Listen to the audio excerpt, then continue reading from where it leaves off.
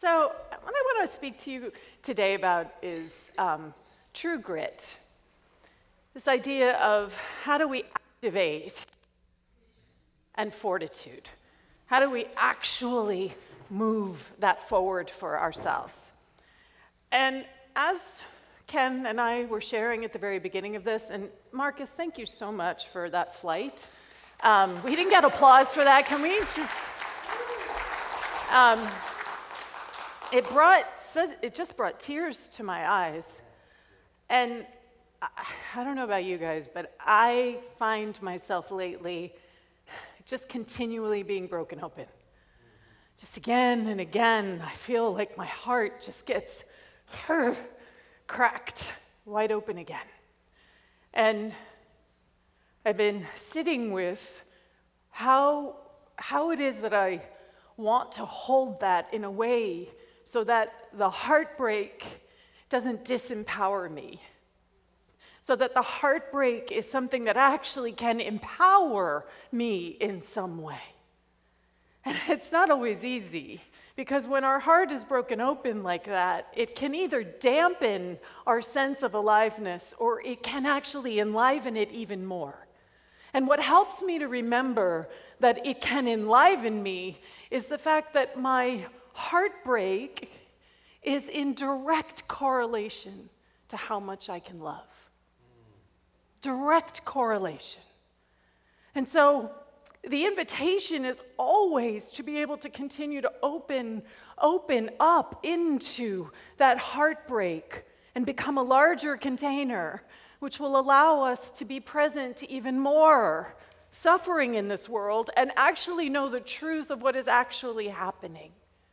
The truth, not the circumstances, not what is appearing right now, but what I know is actually possible. Holding on to what is possible in every moment, for me individually, for this particular community collectively, and for the world.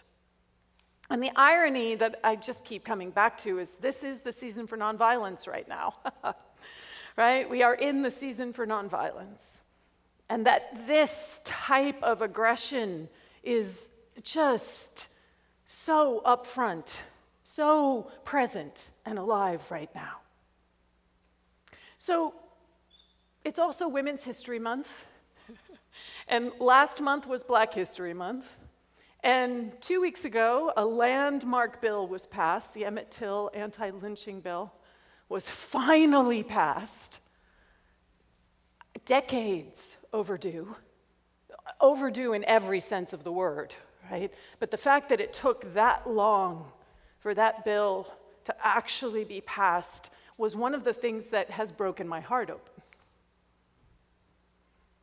And so in this, I realized that I also draw a lot of strength from the people that inspire me, from the people that help me to understand what this thing that is grit actually is. And if you've been in First Steps, you already have a primer on what grit is. But my favorite definition is this idea that we are persevering with passion. That is what grit is, that we are persevering with great passion. And what came to my mind in honor of all those things is the legacy that we all stand on of Black women and their commitment to their right to vote, which is also all women's right to vote, but particularly their right to vote, and how their commitment to that through generations has created a space where we get to move from not just not being able to vote to being able to vote, to then being able to actually run in elections, and then to actually being able to win them. And so I've put together a slide deck, which some of you may remember. A couple of years ago, I put together a slide deck in honor of Black women who, through the decades, have actually supported and made where we all stand right now possible. And I've updated it slightly so that it also includes some newer images. And it was important to me and to Misa that it be sung by a Black woman. So we're going to watch a video of Misa singing I Was Here, which was made famous by Beyonce. It was written by Diane Warren, and with a slideshow that goes along with it. Because this, to me, exemplifies what true grit actually is.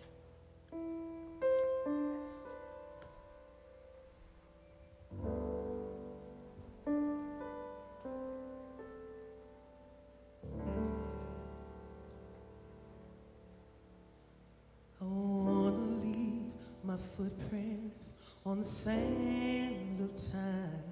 No, there was something that meant something that I left behind.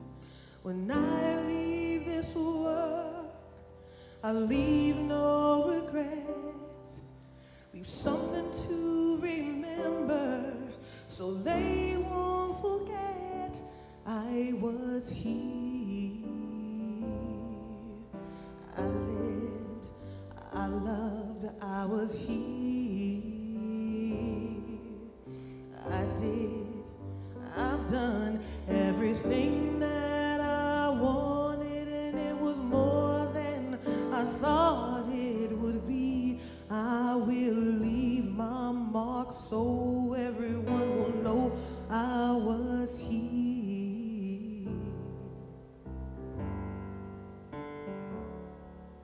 I wanna say I lived each day until I died, and know that I meant something to someone and somebody's life. The hearts I have touched be the proof that I leave, that I made a difference, and this world will see I was here. I lived, I loved, I was here. I did, I've done everything that I wanted, and it was more than I thought it could be. I will leave my mark so everyone will know I was here.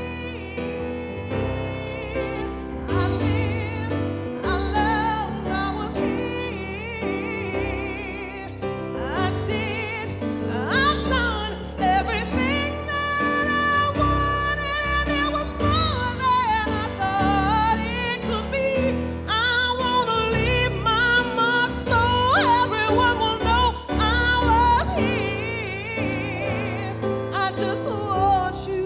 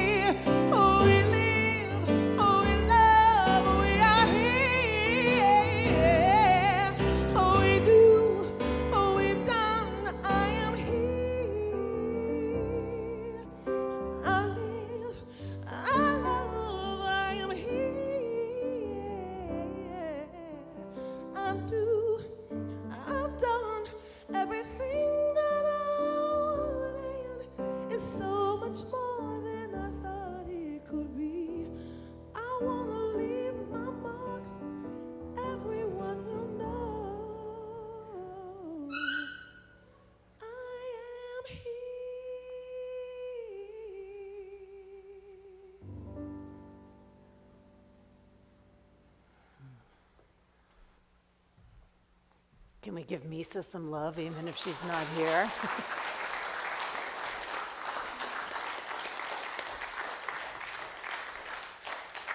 Oh, are we inspired? That is the actual living definition of true grit, right? Generations working to accomplish something that we all get to benefit from. They didn't do that just for themselves. They did that also for the greater good. And in that video is Republicans and Democrats, because we all stand on that kind of willingness to show up and be a force for change and love and equality. So grit itself can be broken down by its letters, right? If you want to understand what grit is. So grit is guts. It takes guts to do what those women did. It takes guts for us to stand and to step out of our comfort zone and to actually engage with the world, to actually say, yes, I am going to be courageous in this moment and step out beyond what is familiar, beyond the status quo. And that absolutely requires that we be resilient. Because in that process, there are going to be setbacks all the way. And the resilience is what allows us to keep coming back, to keep moving forward, to keep showing up again and again and again and again. And as we are showing up that way, what we're being invited to own is our own initiative. Our own capacity to actually activate something in time and in space. Not an idea of something. Ideas are great. But how are we going to actually initiate a living expression of what it is that we believe? So initiative is a huge piece of what grit is about. And then the last piece is tenacity. That we have to be tenacious. That we have to be willing to just keep showing up and keep showing up. And knowing that as long as I keep showing up, it is changing. Not even that it will change, but that it is changing. And that is the understanding of grit that allows us to actually move the world forward. Not just our own life, but the whole world forward. Now, when we think about grit, what probably comes to mind for a lot of us is this, right?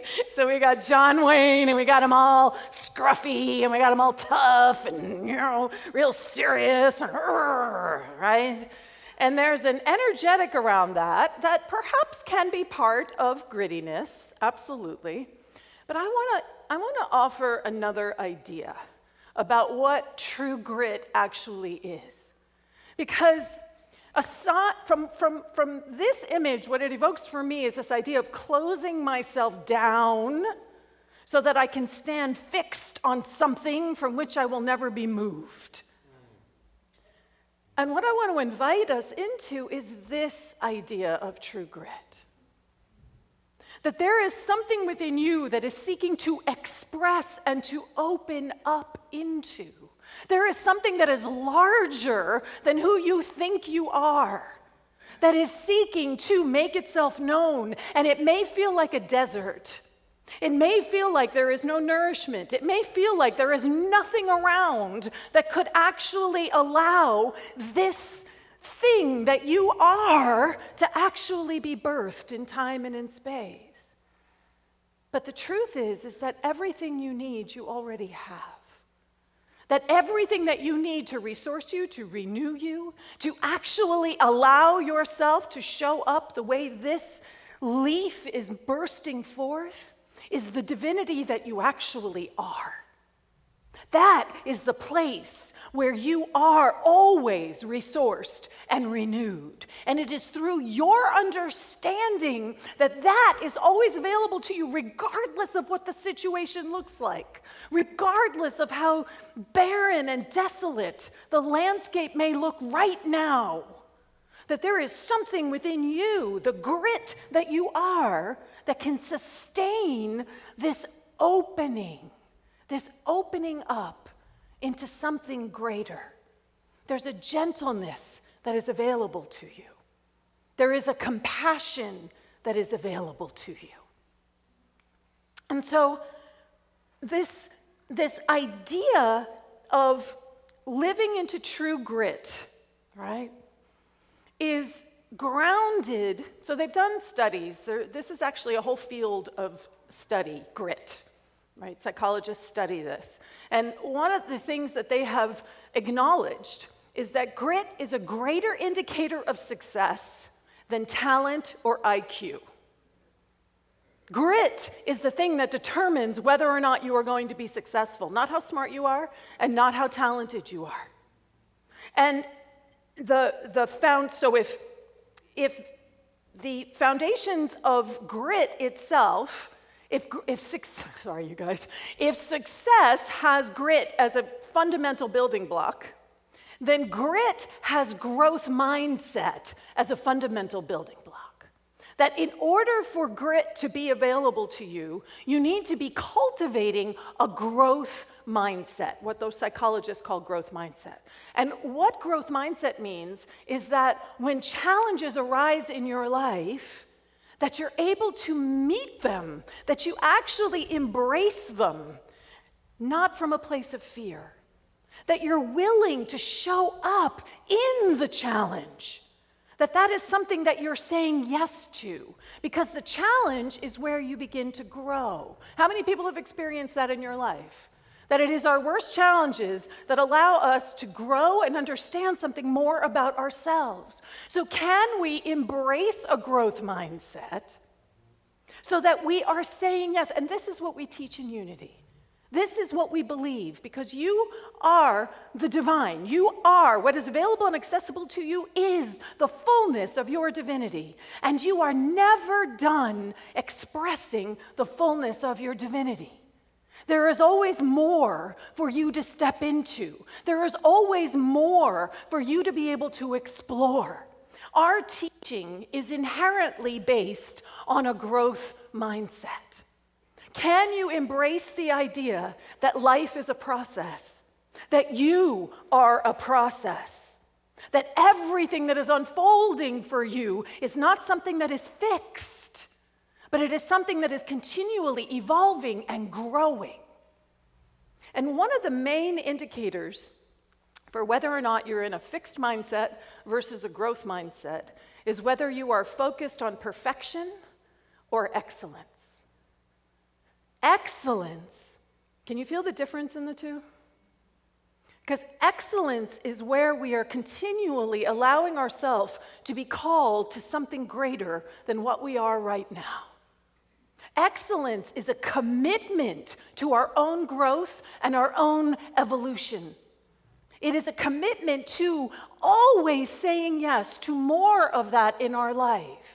Perfection, can we just breathe into the fact that you could let perfection go? Perfection is what fixates us. We get so stuck on something having to be perfect that we actually stop trying. We don't even engage in those things that we don't know how to do, because if we can't be perfect at them, then we're not going to actually try them out. But what if you are actually engaged in the excellence of something? That means that you can start from beginner's mind, and you can be excellent in your beginning steps, which will allow you to grow eventually into a place of mastery. But we don't start off being perfect. So if we can let the perfection go, can I get an amen? We are entering into the availability within ourselves of growth mindset. And that allows us to show up with grit, right? That allows us to show up with it. So in quantum living, which was incredible, everyone who took the class with me, thank you for showing up the way you did. It was really a powerful class, because what we're focusing on in quantum living is who have you come here to be, not who you haven't come here to be. Not who you aren't, unworthy, not enough, unloved, but who you are, a living expression of love, of life, of joy, of beauty, of harmony, of grace. That is what all of the focus is on. Who have you come here to be? And in the process of unwinding some of those stories that we hold about ourselves, we can come up against some tension. This idea that we have to let go of something that carried us to this point, some small, not true understanding of ourselves that carried me right to this point right now, and now I get to really be in growth mindset, and I get to let it go. But that can be very challenging. But that's where we come back to, who have you come here to be? If you just keep that mantra for yourself, is this who I have come here to be? Is this who I have come here to be? When you're feeling afraid, have you come here to be afraid? I don't think you've come here to be afraid. When you're feeling nervous, have you actually come here to be nervous? Don't think you came here to be nervous. You came here to be the living expression of who you are in the most authentic way possible.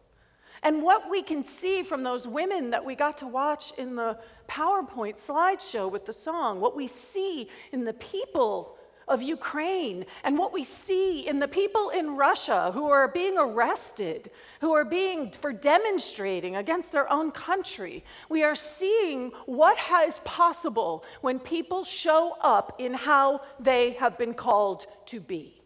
Not in who they aren't, but who they are. And that discomfort can be really challenging.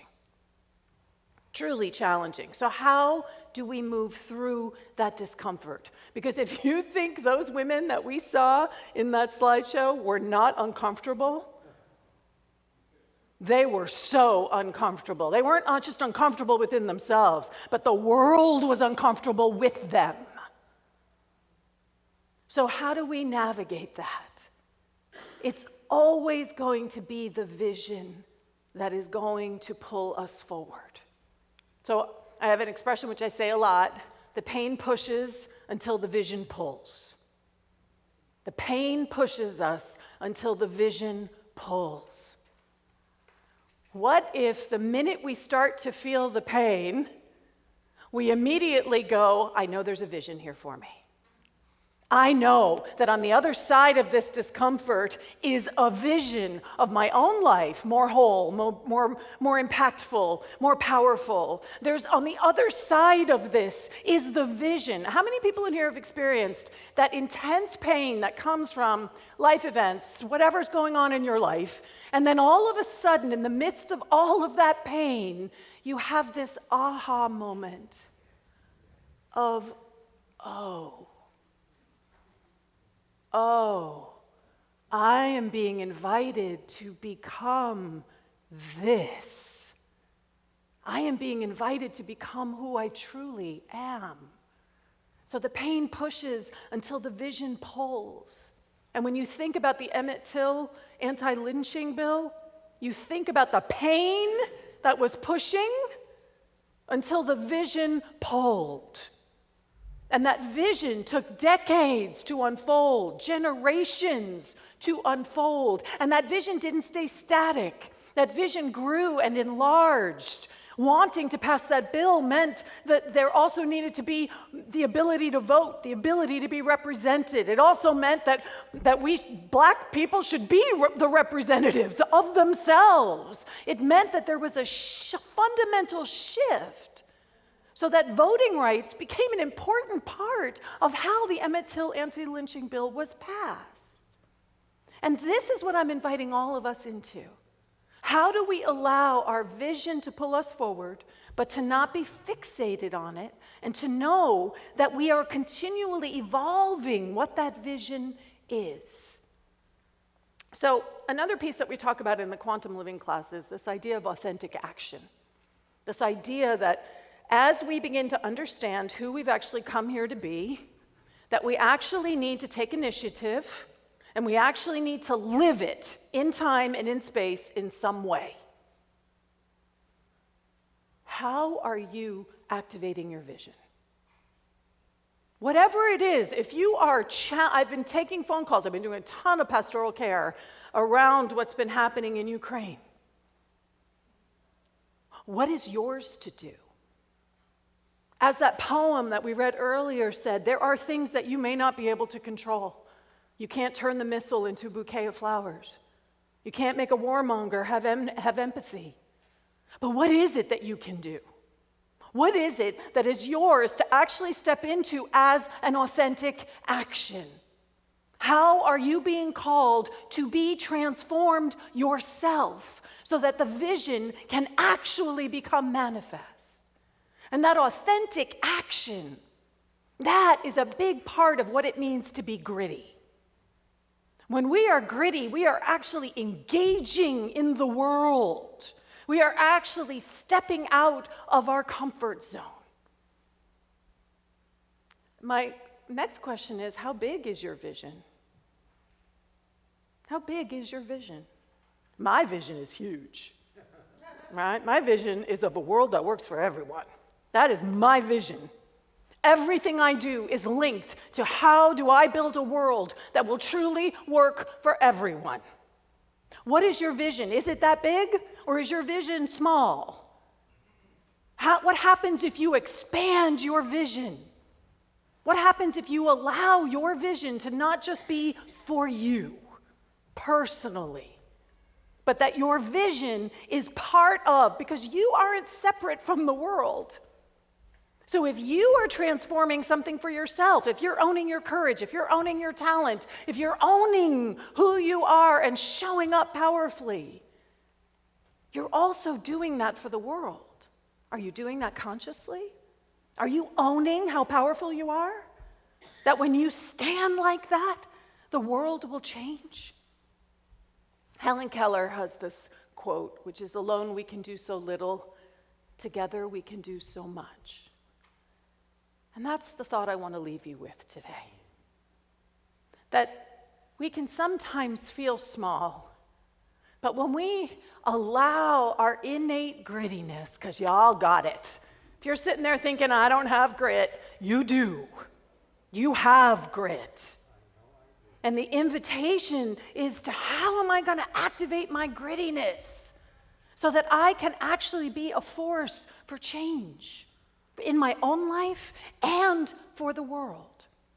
And that when we each do what is ours to do, and we join together, look around, look at each other. You're not in this alone. There is an entire community here. There is a community out there in live stream. There is communities all throughout the Bay Area. There are communities throughout the world that are saying yes, yes.